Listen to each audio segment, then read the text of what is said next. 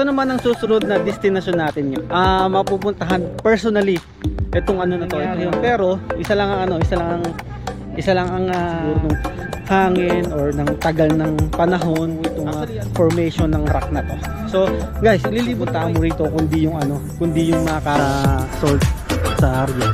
Ang malaking screen diyan sa pinakagitna, sa banda doon. Yan. Meron din diyan lang talaga sila nagbebenta eh. Yan lang talaga ang pinaka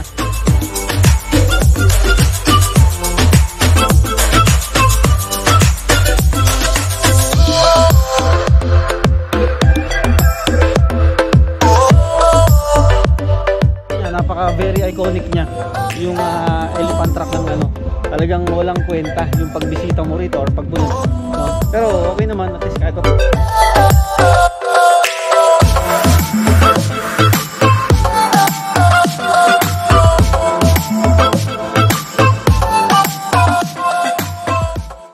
So guys, ito naman ang susunod na destination natin ngayon. Actually itong lugar na to, hindi magiging kumpleto ang pagpunta mo sa Al-Ula kung hindi mo makikita o mapupuntahan personally itong ano na to, itong lugar na to. Okay? So yan ay walang iba kundi itong elephant track. Yan, no? So guys, ayun, nandito tayo ngayon sa elephant track. Na kung saan ito yung very iconic na lugar. Itong pag nagpunta ka rito sa Al-Ula, yan o, makikita nyo, yan o, talagang hugi sa elepante yung form ng rock na yan, which is syempre hindi natin alam kung paano nangyari yon, pero isa lang ang talagang kasagutan diyan, yung form nung pagka may sandstorm ganon, or sa dala na rin siguro nung hangin or ng tagal ng panahon. Actually ano to, hindi lang thousand, so million years yung katumbas para mabuo itong formation ng rock na to. So guys, ililibot ko kayo dito sa sa paligid nitong elephant track, kasi hindi lang naman yung elephant track yung pupuntahan mo rito kundi yung mga kapihan, tapos meron din silang parang rito, parang bar dito. So guys, ito na. So yun, kung mapapansin nyo, yan ay yung yung toilet nitong paligid ng elephant track, which is maganda, maayos. Tapos kanina pumasok ako dun sa toilet doon, okay naman yun. Tapos dito, yan, meron ditong salt. Actually sa Riyadh meron ding salt, so dito rin pala merong salt. Tapos guys, kung mapapansin nyo, may malaking screen doon. Yan o, lalapitan natin. So yan o. So ito yung salt. Yan. Hindi ko alam kung parehas sila nung binebenta dun sa salt sa Riyadh. Pero ang ganda ng ito, ang ganda ng lugar nila rito. Kasi yan, meron silang malaking screen diyan sa pinakagitna.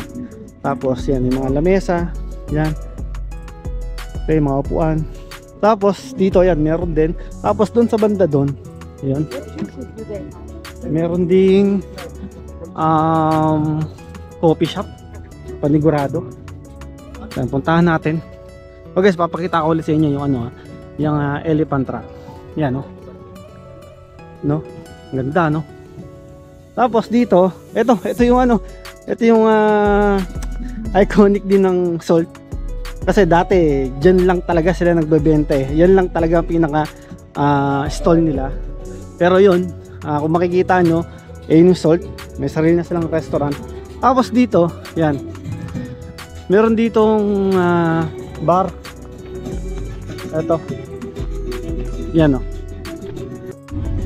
So yan, meron silang rito, coffee shop. Ito naman yung tinatawag na elephant track cafe. Tingnan natin.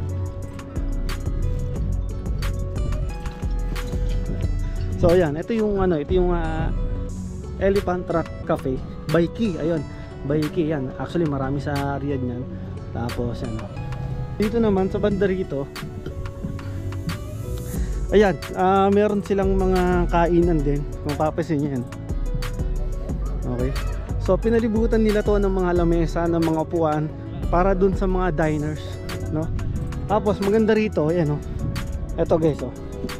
Yan oh, nasa ilalim sila ng ano, ng lupa, which is ginawa rin nilang ano, ginawa rin nilang dining hall. Yan oh. Ayan oh, tignan nyo oh. Mapapansin nyo, parang sarap pumesto rito. O yan oh. Oh, nasa pinakailalim sila.